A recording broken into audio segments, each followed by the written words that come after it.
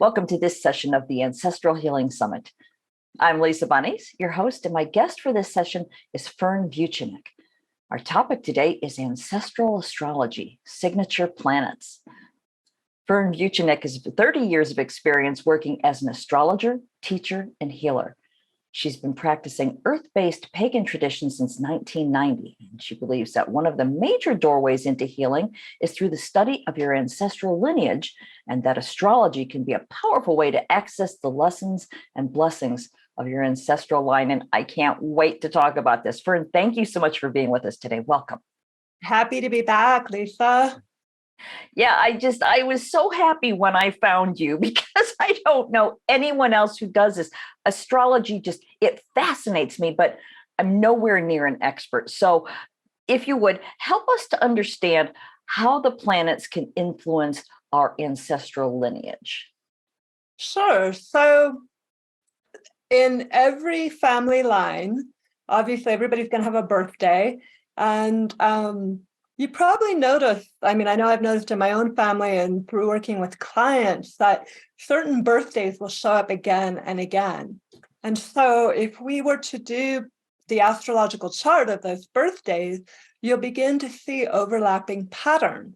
And those patterns can help us shape our story about our ancestral line and give a different perspective on how we might approach healing in that line, or at least understanding some of the stories in a new light. Okay, so where do we begin? So where do you begin? Well, last year we talked a lot about the elements, and given that everybody understands the elements of life, earth, air, fire, water. So I often recommend to beginning students that if they gather the birthdays of their family, and again, you don't need the birth times for your ancestors. You can get a lot of information just from knowing the birthday. And that's a little bit of a different concept for people to understand, because if you're having your natal chart read, you really do want the birth time to give a fuller picture. But for the ancestral work, there's so much data available when you go back, for several generations, that although having the birth time is really helpful, there's just so much information without the birth time that you don't necessarily need it. So I always recommend people first gather their data, calculate their astrological charts, your ancestral chart on a free chart program like astra.com, and then start with the elements. But what we're talking about today is this planetary signature, and that's a little bit beyond beginning level, although folks can absolutely do it at beginning level. But the planetary signature, I kind of think of that as like a family crest, an astrological family crest. Okay. So then let's go ahead and move into this. How do you actually work with ancestral planets? Yeah. So how I came to kind of discovering this thread in the ancestral astrology was when I started working with my own family chart. And I discovered that Venus, the planet Venus, is the ruler of my chart. I have Libra rising and Venus in the 10th house, which is a strong placement. And then I started looking at my mother's Venus, my grandmother's Venus, my great-grandmother's Venus. And although we don't have Venus in the same sign, each one of our Venuses in our chart is particularly prominent for one reason or another.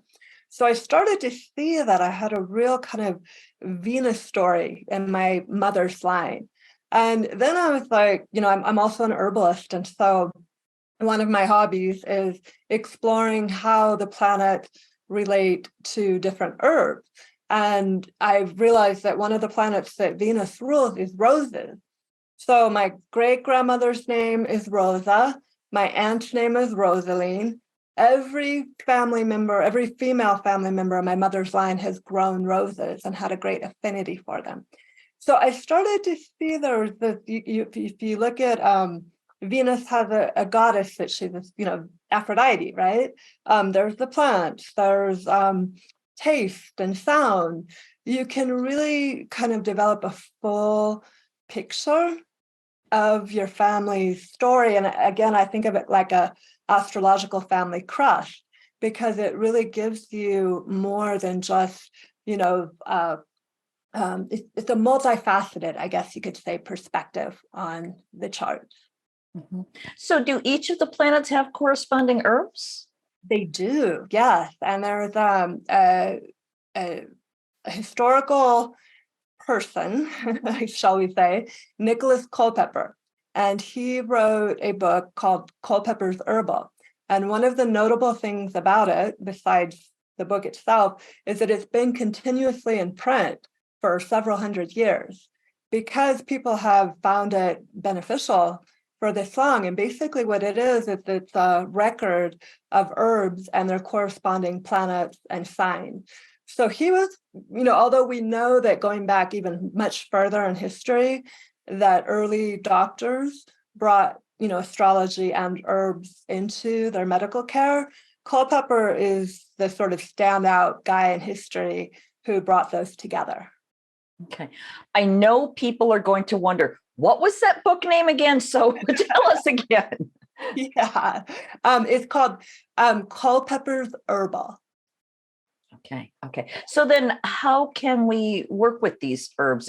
Well, first, let's start with, you were saying your mother's lineage, there was a lot of Venus. What are we looking for? Because that corresponds with roses. Help us to figure out when we're looking at our own charts and our own families, what are the clues? Sure. So what I found in my line and what I've done for clients, and this is something that I work with when I'm working with clients, is that I'm looking for the planet either in its rulership. So every planet rules a particular sign. Venus rules Libra, Mars rules Aries, and every planet has a rulership sign. Planets can also be in a sign of exaltation, which is kind of a step up from rulership, that they're exalted.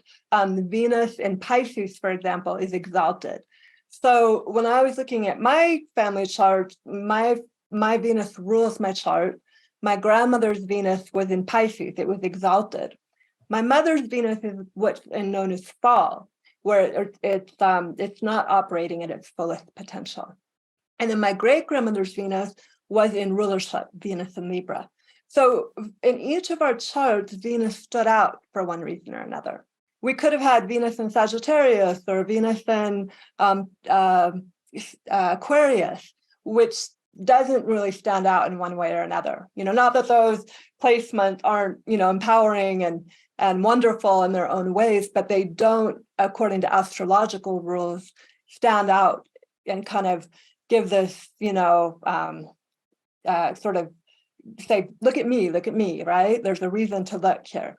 So if I'm looking at a family line, or if anyone watching this wants to look at their chart and explore their planetary signature, you're going to want to look at each of the planets in the chart and see if they're in rulership, if they're in detriment, if they're in fall, if they're in exalted.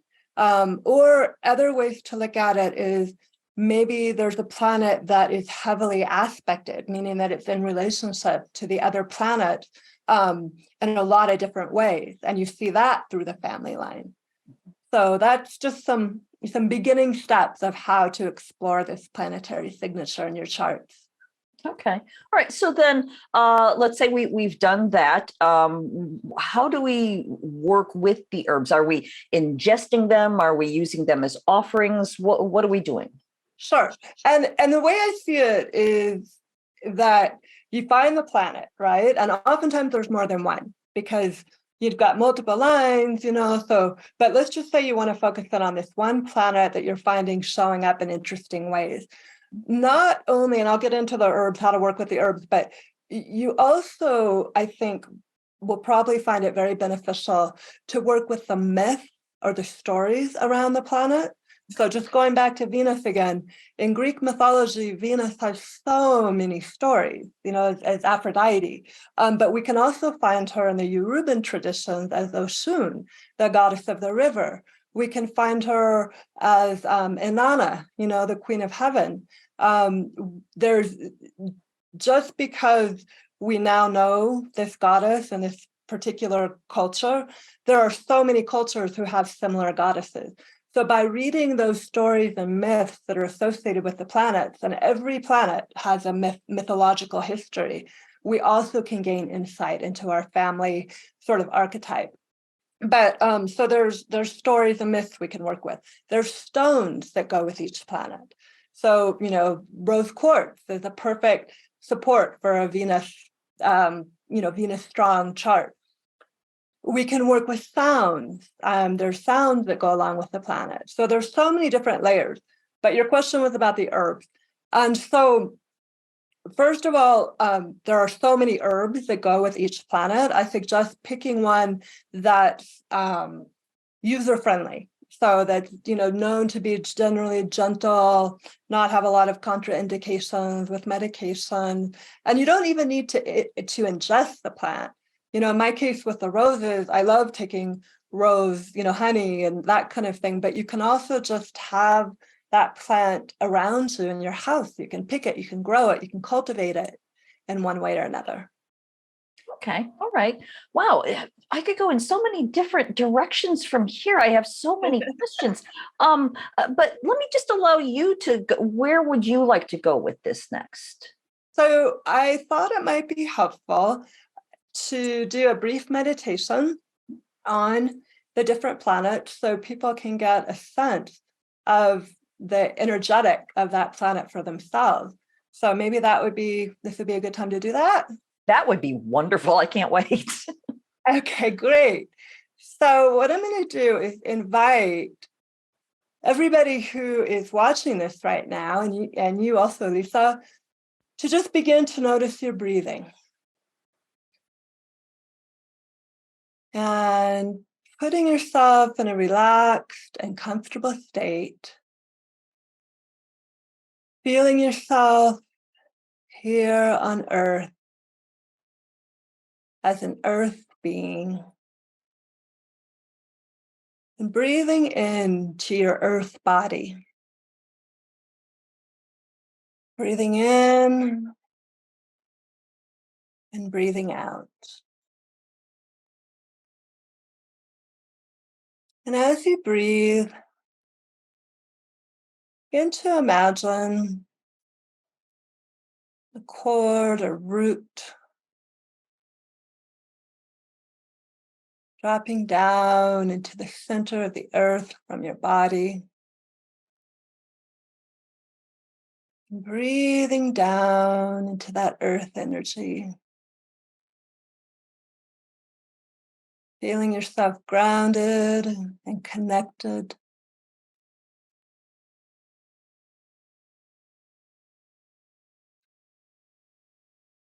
And begin to imagine in your mind's eye the bright and powerful light of the sun.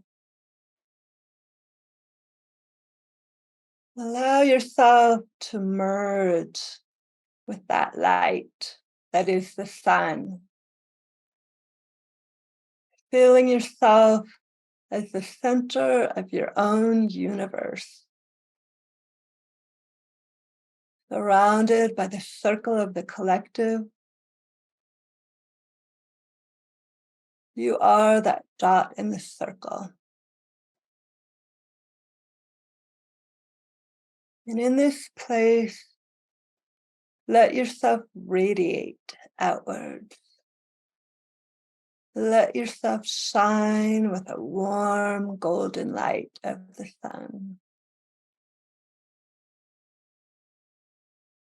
Breathing in that sun energy. And as you breathe out,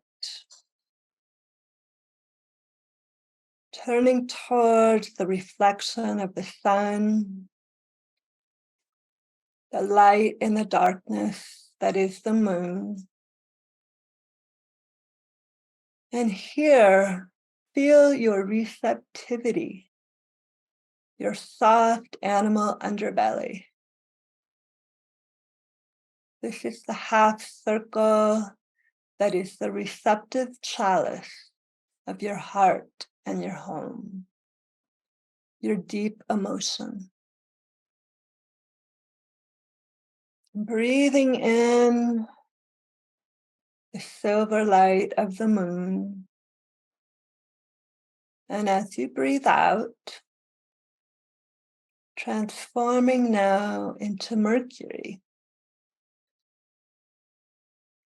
Find inside you the one who communicates and is curious, who listens and speaks. This is the place of intelligence in you, of deep thought and connectivity. Breathing in the power of Mercury. And as you breathe out, shifting now into Venus, the planet of love and relationships, of art and beauty, and feel that lover in you, the one who gives and receives love, who has deep values, and who appreciates beauty and pleasure. Breathing in all the gifts of Venus. And as you breathe out, shifting to Mars. Mars is the planet of our will, connecting here to your will, your passion, your drive. How do you get angry, set boundaries, and fight for your right? Breathing in the energy of Mars.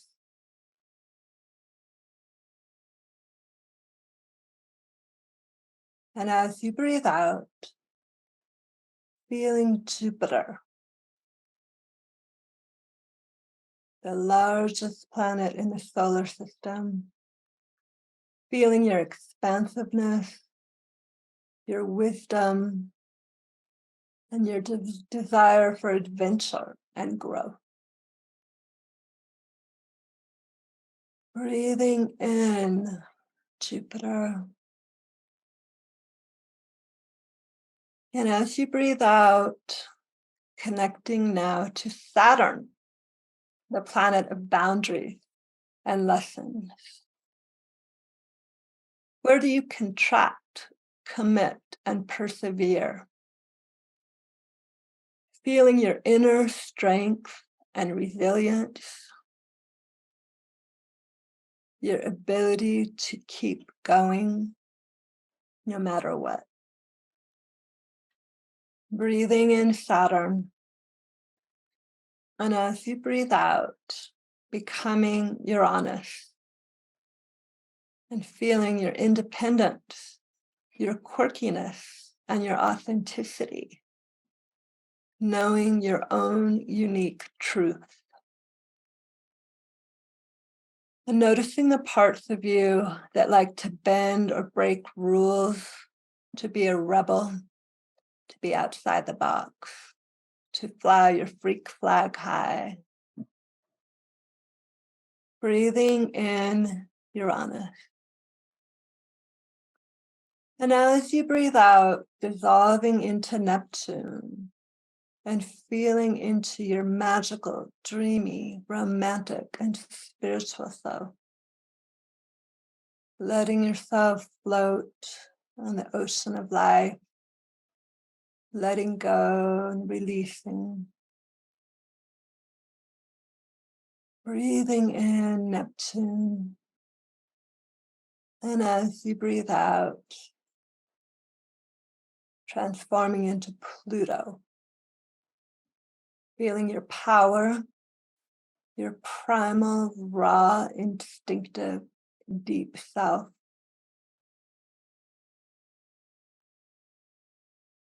Breathing in Pluto. And as you breathe out, feeling the presence and the power and the love of all of the planets within you, knowing that they are within you at all times and you can access them with intention.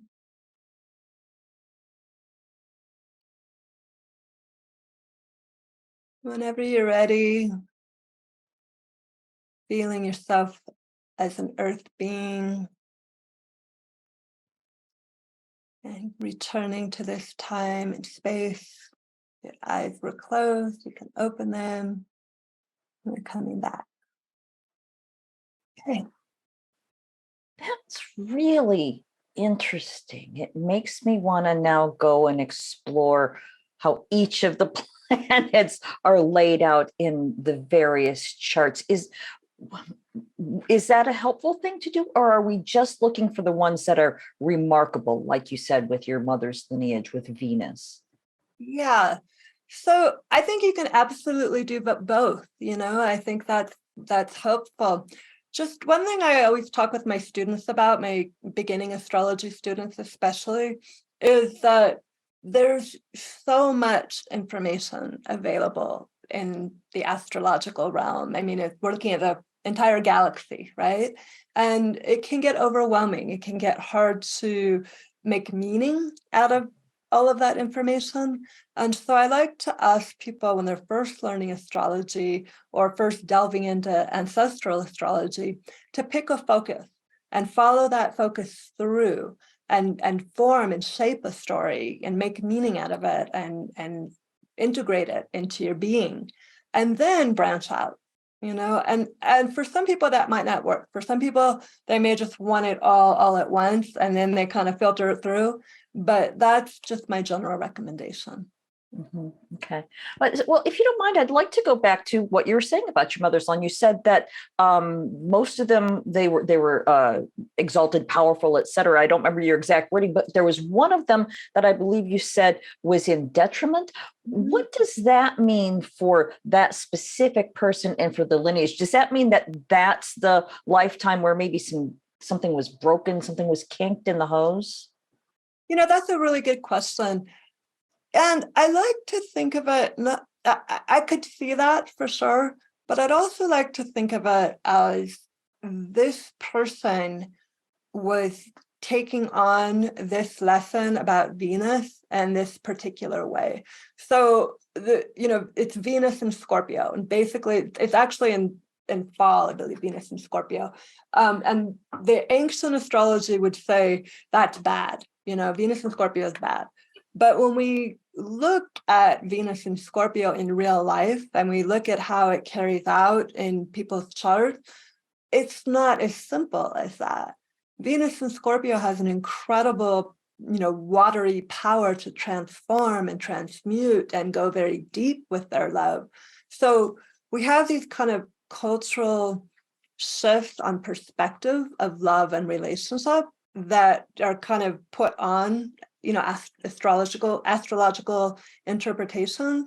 And I think those are absolutely worth investigating and kind of taking apart a little bit. So just because the planet is in detriment or fall, or it's exalted or in rulership, it's not as simple as good and bad or black and white, so to speak. Right. Okay, that makes sense. Especially if you look at like the time frame that this person lived. Maybe there was a cultural shift going on with regard to relationships, et cetera, that this person needed to have the Scorpio power or whatever you want to. Again, I don't know the language. Would that make sense? Absolutely. And, I'll just, my mother was the one who had Venus in Scorpio, and she came of age in the 60s and went through the sexual revolution. And, I can absolutely see her Venus in Scorpio at work. And she was really instrumental in shifting those kind of stereotypes of how a woman should love or act in relationships. I definitely saw her as breaking out of some of the older molds in the family. Yeah. Oh, okay, fascinating. Thank you for letting me dig in a little bit here. I learned so much from you. Now, I also wonder.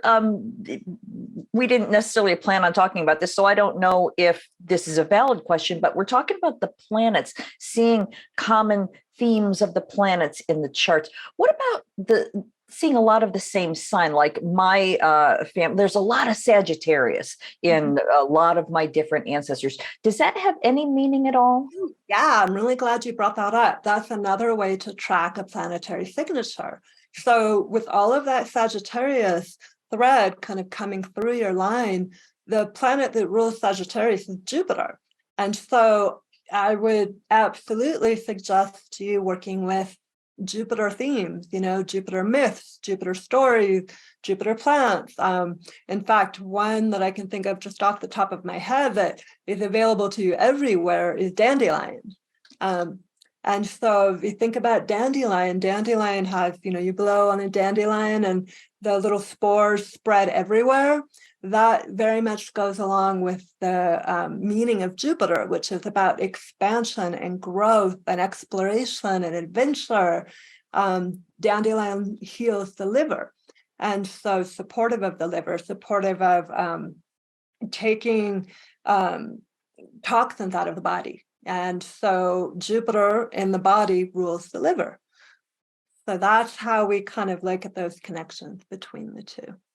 Wow, interesting. Well, thank you. Thank you for letting me ask that question again. I know you weren't expecting me to ask about that. Gosh, again, so many different questions, so many directions we could go with this. I wonder then, again, for people who are watching this, maybe they didn't see our conversation last year. So this is all still kind of like, oh my God, how do I do this? Let's start with how many lines should we go? But if we have the information, now I know that not everybody has this information, but if you have, if you can trace your family line back, 10 generations, how many generations back should we go looking for these patterns? Yeah, another great question. And I think go back as far as you've got. I mean, the more information you have, the more interesting it is, the fuller of a picture you get. And when I do the ancestral astrology planetary signature reading, I only go back 10 generations just because that, it would take me a really, really long time to go back further than that. But if people are going to work on this on their own and you've got 20 generations back, I say put it all in, can be very interesting what you find. Yeah. So then on the flip side, somebody who's adopted or knows nothing about their family, is there any information that they can gather just from their own chart? Yeah, I think you can. However, when I teach the ancestral astrology class, Christina and I, who partner up with that, I do a free webinar and I look at Michael Jackson's family. And one of the most fascinating things I found in that exploration is that the mother of his children, her chart ties in very, very closely with his grandmother's chart. And so that taught me a big lesson about how you can find patterns not just in the bloodlines, but in family members who marry in or who are adopted. So I often encourage adopted folks to look at their adoptive family's charts and see if they find patterns there. Because I think there's a reason why we come together, and it's reflected in the planets and the stars. Yeah, that's really good to know. Thank you for that, because I think a lot of us think that adoption means you're just sort of this blank slate plopped into the middle of this sort of mystery pool. But yeah, we are, if we do subscribe to the idea that we make our between lives plans and we are born into the families we're born into, no matter what the circumstances are, there's a reason that we're resonating with those people specifically. Is that what you're saying? Absolutely. I mean, I was shocked, to be honest with you, when I found the overlap between, I think her name's Debbie, Michael Jackson, the mother of his two children, and I think it was either his grandmother or his great-grandmother. They literally had Sun, Moon, Mercury, Venus, and I think Saturn or something, all in Sagittarius, the two of them. Nobody else in the family line did. So why did he pick this person to be the mother of his children? I mean, I'm sure there are all kinds of practical, not so great reasons, but there's some kind of spiritual reason that brought these people together. And it's very much reflected in the astrology. Yeah, there's a magnetism, there's some sort of attraction that we may never understand as human beings. But exactly. Yeah. Exactly. Wow. A mystery. Yeah, yeah, absolutely. Wow. Well, we're not quite out of time yet. I would love to dig in more, but honestly, as I said, I don't understand much about astrology, so I don't even know a good, intelligent question to ask. So tell us more, would you? Okay. Well, I think that, again, for people who are very new to astrology, the best thing that you can do is get to know the elements of the signs. So every sign is of a different element: earth, air, water, fire. And most people know, oh, I'm a Leo, I'm a fire sign. And once you do that, you can get the birthdays of your family members' chart and do the same thing and just get to a feel of, are we a fire family? Are we a water family? Are we earth? Are we air? And I think that's a really good first step. If you want to go further, I think exploring the planetary signature is really key to understanding this. One other thing I will share, we talked a little bit about this last year, and I thought it might be nice to give kind of an update, is the current astrology and how that relates to ancestral healing, ancestral work.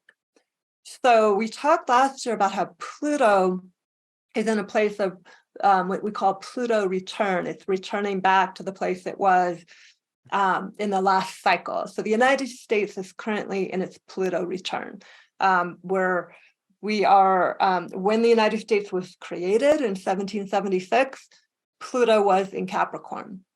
Now, a couple hundred years later or more, Pluto is back in Capricorn. When we spoke last year, Pluto was pretty newly at that return spot. Now in this year, we're coming to the wrapping up point, and we actually, in the spring of 2023, Pluto's going to move into Aquarius, and it's going to move out of Capricorn. So we're kind of like at an end and a beginning. And how this relates to the ancestral astrology is that when Pluto was going through Capricorn, there has been a very noticeable uptick in interest in ancestral healing and ancestral work. And I'm almost wondering, myself, I don't claim to know what's going to happen as we see these shifts next year, but I do wonder if we'll start to begin to get a sense of perspective on the work we've done and understand how it's going to take us into the next sort of incarnation of humanity. So I'm going to be really watching that myself over the springtime when Pluto moves into Aquarius for the first time. It's going to move back into Capricorn in the middle, towards the end of the year, and then it's going to settle into Aquarius in 2024 and beyond. Wow. Okay. Thank you for that. That's fascinating. And I agree that it seems like the idea of ancestral healing is finally sort of hitting the mainstream, if you will, where, people who aren't even into this stuff like we are starting to learn about it. And there's a lot more books coming out, a lot more teachers. So thank you for pointing that out, that it's interesting that there is a sort of an astrological correlation. I wonder then, again, I don't know if this is an accurate question or a good question or not, but is there anything to do with where Pluto is in our own charts that connects with what you were just saying, or is there's no there? Yeah, there can be, everything can be connected in one way or another. But when I teach the ancestral astrology class, we actually do a segment on what is it in your own chart, in your natal chart or by transit, that is drawing you to this work. And what I've found, and other astrologers who have done this work find, is that when people have a concentration in the water houses, the 4th, the 8th, and the 12th house, when they have a lot of Cancer in their chart, when they have a lot of energy going around their moon sign, they tend to be much more drawn to the work. I have seen, for example, Pluto by transit going through the fourth house of home, family, ancestors, and root. That really does bring a lot of people to this work, myself included. So when I begin to really dive deep into the ancestral healing work, it's been during a transit of Pluto through my fourth house. And I've seen other people, same thing. So, yeah. Okay. I'm going to have to watch this session over and over because we're talking about so many things and I need to be taking notes. Now, do you have any events planned coming up? Because you do offer classes in this regularly. Yeah. So Christina Caudill of Radiant Astrology, who's also going to be doing a presentation for Ship Network, her and I have been really really drawn to continuing the process of the ancestral astrology work, to the point that we've decided to launch a series of retreats. And the first one is going to be this summer, where I live in northern New Mexico. And we're going to host people for about 2 to 3 days. And we'll be diving deep into their ancestral astrology charts. We'll be having opportunities to do yoga, Reiki, sound healing, hike. There's hot springs here. So we're both really excited about creating this retreat. Yeah. Wow. Oh my God. I gotta look into this. Now, where can will they find information about this? I know your website is wisestarsastrology.com. Is that where they go to find out more about this? Yes, and we don't have it up on the websites just yet. Both Christina's and my websites will be up. But if you do want to get on a waiting list for this retreat, you can absolutely email me through my website, or any way you can contact me on social media. I'll be open. Oh, perfect. Wow. Well, I want to make sure that we've covered. I mean, there's so much we could be covering. I know. Is there anything that you feel like we've left out that you want to make sure that we mention, or do you feel like we've given people enough to chew on? I think people probably have enough to chew on. I mean, the only final things I would say is that, if you're not up for a retreat, but you would like to continue with this work, that we started teaching the class every year in October, around the Day of the Dead. And that I also have an offering of a planetary signature reading that's available on my website for folks who would rather have somebody else do it. Yes. I took you up on that offer last year, and it was so fascinating. It really helped open my mind. And again, I feel like such an idiot when it comes to astrology. I love it so much. It's so interesting, but it just doesn't click in here. So it's nice to have somebody who does get it that you can work with. So thank you, Fern, for just scratching the surface of such a deep topic today. This has been so interesting. Thank you. Thank you so much, Lisa, for having me back. Absolutely. And I want to remind everyone, I've been talking with Fern Vucinic, and I want to thank you for joining us. I hope you enjoyed this conversation in the Ancestral Healing Summit.